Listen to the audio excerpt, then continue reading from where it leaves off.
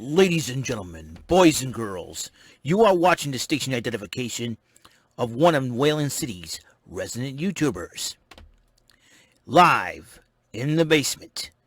This is not MTV's remote control.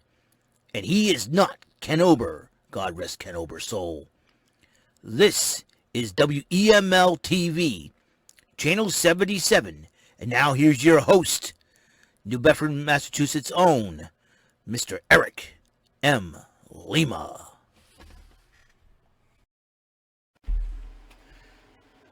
Alright, I really don't know. Don't know about them socks. Oh, wait a minute. Hold up. Sorry, folks. I was just talking to myself here.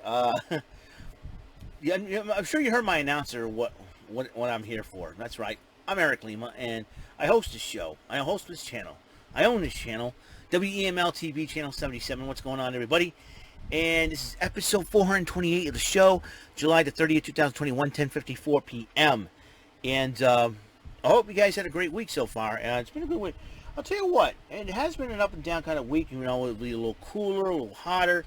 You know, I think we're heading to August. Usually around mid-July and in between mid-July into August, usually is the hottest time of the year. And I got to admit something. It has been a it's been a doozy of a summer so far. It's been like up and down, all around. You got, the Wayland City Festival was a success this month of July. Then we had the Dartmouth Carnival last weekend, and it's been, I'll tell you what, to utmost craziness. We have one closing of a store. The shoe show is gone from the mall, everything else in between. I got my Streets of Rage 4 Mr. X DLC pack. Get the game if you want the pack, because you get to fight as Rue, you get to fight as the three Estelle, Max Thunder, and who else? And Shiva. And they're all right here, man. They're all right here. So, yeah, we have a Nintendo Switch finally. So, also, my friends. Also, I got to wish my brother Tyler a happy birthday. He's 33 years old, turns 33 today. Really cool stuff. Yes, sir. And I hope him, Danica, Tachi, and Spock are having a great time together. I know him and Danica, they told me they were going to see The Green Knight. And I'm really excited. And I got the chance. He always calls me to wish me a happy birthday. I figured I'd return the favor. That's what brothers do. Yes. Let me see. What else we had? We had a great rant and rave. We had a lot of fun. And since I'm friends with Mike Wilson, I expected to be Psycho Mic'd whenever I get the chance. Every time I'm on the show, I'd had to have a chuckle. I like Psycho Mike's funny faces. I think if I needed a laugh, and Psycho Mike will probably provide me with those goofy looking faces. And then one day I'll just do the overacting like Jordan Little did. His name flip out and just like I'll go, oh, what that? And just having some fun. And just have some fun making people laugh. And that's what I'm here for. And bring smiles on people's faces and be entertaining and informative at the same time. And sometimes give sage advice to those who need it out there. So we're going to have some fun, right? Right. Because we're going to do this. Because I'm going to do this. As you know, on the last episode, I saw when you connect your phone, it's a freaky thing, man. It's a freaky thing. Freaky thing, and I'll tell you. I thought it was the coolest thing ever when I connected my phone to the computer. Totally awesome. All right. Let's kick it off with the SmackDown 205 Event Center. As you know, I write down results or anything that's happened during the show. I do that. I try to do that for most of the shows. Impact Wrestling on Thursdays, AEW Wednesdays, NXT Tuesdays, Raw on Mondays, NXT UK on Thursdays, as well as Impact on Thursdays, and Friday nights would be SmackDown Live and 205 Live.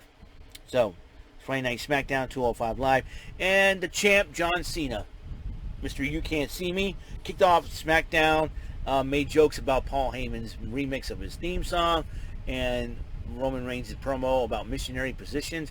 Don't know why they would do that, but anywho. Then cut a promo on Roman Reigns saying why Roman Reigns refused to face him, and the funniest part about that was you know, and and everybody's cheering for John Cena. Used to say, "Let's go Cena. Cena sucks." Well, it seems like they respect Cena. But then after he cut the promo, Baron Corbin interrupts him, thinking, "Oh, you gotta help me. I'm down. You know, I'm down." So, yes, Cena for help. Cena gives him a few bucks. That's it. You're Mr. Hollywood, man. You're nothing but a self-absorbed sellout. I'm like, oh boy, right? And then all of a sudden, John Cena goes, "You know what you need? An attitude adjustment." So, anyways, so you need an attitude adjustment. So he hits him with the AA and walks out. More on Cena. Ray and Dominic Mysterio were talking about their tag team title loss. Say, hey, listen, we're going to get back on the high horse. Sometimes you have to step up your game. Let me show you how it's done. I'm facing Jimmy Uso. And then, you know, Dominic, like the loyal son he is, I got your back, Dad. I'll keep an eye on Jey Uso. And also keep your eyes on me, Rey Mysterio says. So, Rey Mysterio is a good teacher. He's a good father. Rey Mysterio's the man. And they had the matchup, and then it was a hard-fought matchup until, you know, Jimmy Uso made a mistake. Rey Mysterio capitalized on it, tried to do the pinfall, and then, like Dominic, like the Usos did to Dominic and Rey Mysterio, Dominic did the same thing to Jimmy Uso by pushing his fathers with his legs on top of Uso. 1, 2, 3. Rey Mysterio picks up the victory. And plus, you learn a thing or two from Eddie Guerrero. Lie, cheat, and steal, man. And both Mysterios know about Eddie Guerrero. Bianca Belair is heading to the ring as a SmackDown Women's Champion. Kayla Braxton interviewed her, told her that it's her 110th day reign as SmackDown Women's Champion. So, bearing that in mind, Bianca Belair was really excited to talk about it. And then Carmella came out and said, "I'm the most beautiful woman in all of WWE. I want to challenge you for the championship. I want another shot at the title." I'm like, oh boy, here we go. Right? Here we go. So, and as she was running her mouth, Zelina Vega comes out and says, "No, I want my shot at the championship." And so Bianca Belair's like, yeah, whatever, right? Yakking away.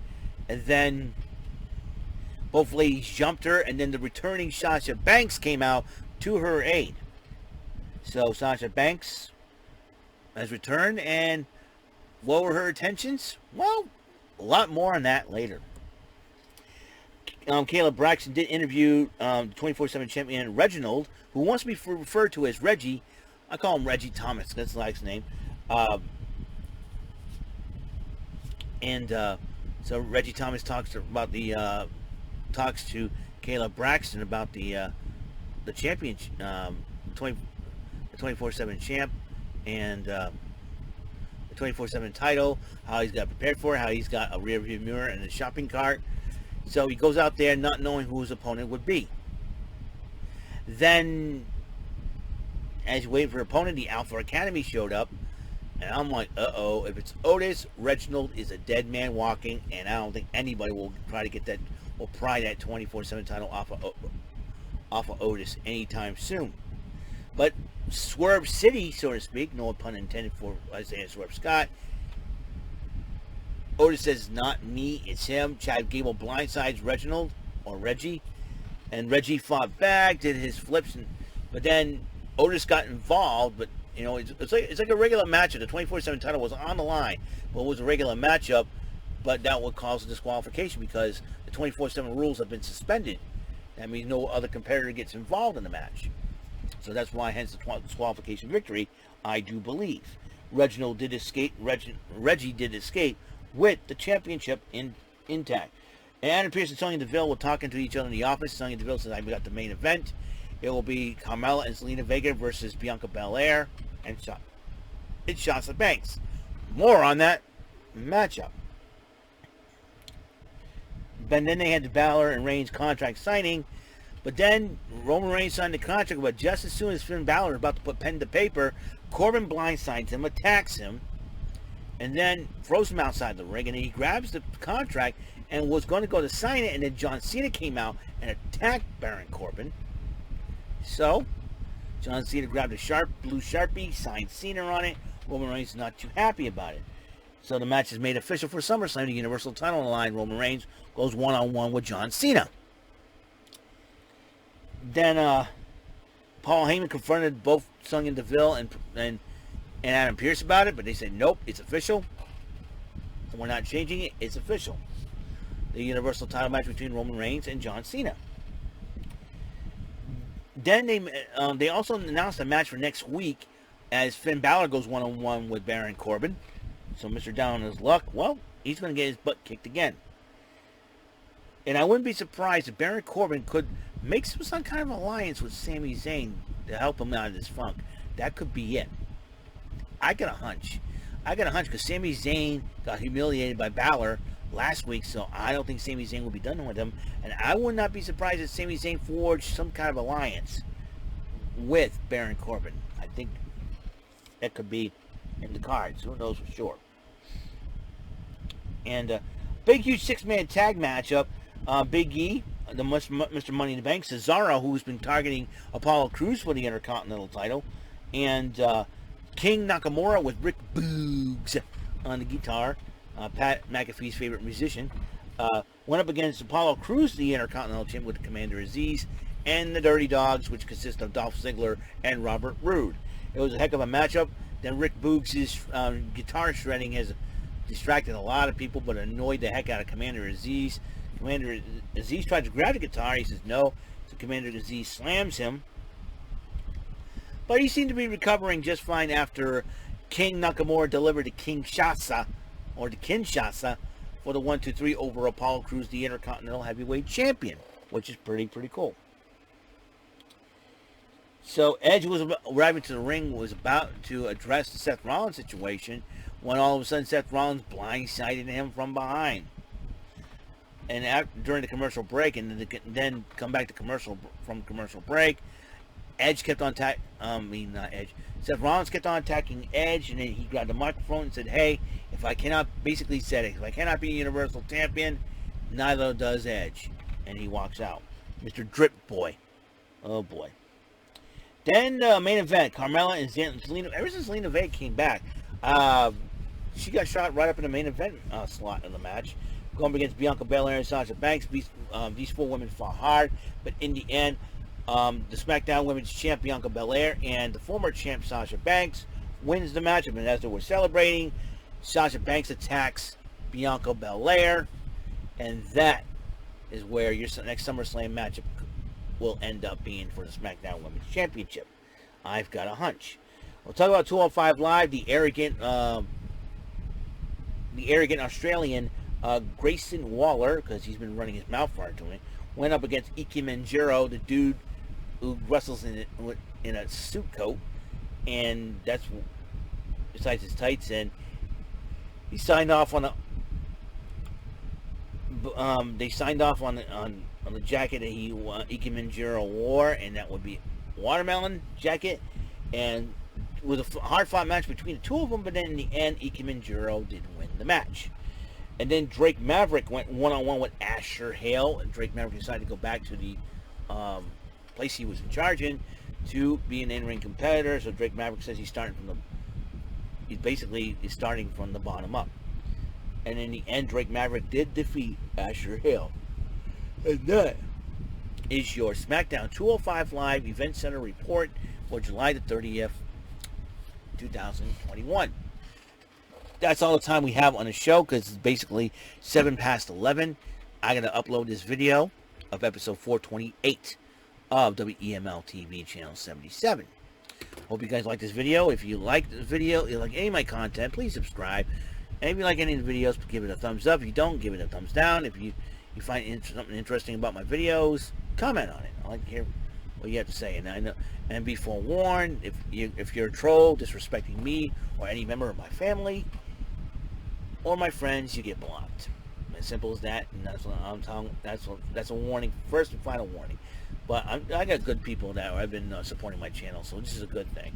I want to give a shout out to my godmother, Kathy Mello, aka Madrina. Before I end this video, she is officially retired from Sears after 30 years. I mean, after a long time, and she's worked very hard. She's earned her retirement.